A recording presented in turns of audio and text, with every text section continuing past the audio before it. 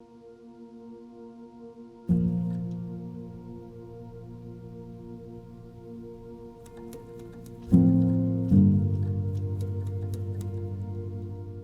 night that the clocks turn back would be the appropriate night to do this outreach, because 2 in the morning is bad. When you work nights, 2 in the morning twice is like piling on.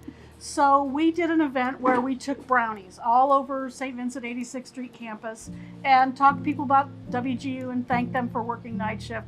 And it's just kind of taken on a life of its own since then. It's gone from one campus to statewide, and a couple hundred nurses to a couple thousand nurses, and it's been really great, and it's my favorite thing of the whole year.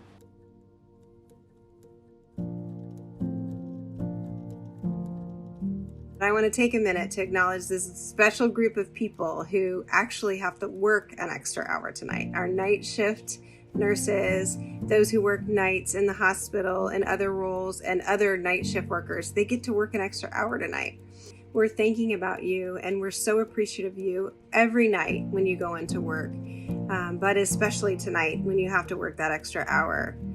So thank you for all that you do, night shift nurses and other night shift workers, and we appreciate you. We're at Good Samaritan Hospital in Vincent, Indiana, here with some lovely people. We're so blessed and honored to come down today and offer them some care kits to get the night shift nurses through the extra hour that they have to work.